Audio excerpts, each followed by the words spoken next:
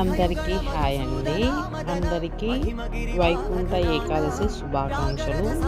ఈరోజు మా ఇంట్లో వైకుంఠ ఏకాదశిని మేము ఎలా చేసుకున్నామనేది మీకు చూపిస్తున్నాను. మా డే అన్నది ముగ్గులతో స్టార్ట్ అయిందండి. వైకుంఠ ఏకాదశి సందర్భంగా ధనుర్మాసం ముగ్గులు, ఇది ధనుర్మాసం కదండి, అందుకే ధనుర్మాసం ముగ్గులు మేము వేసుకున్నాము.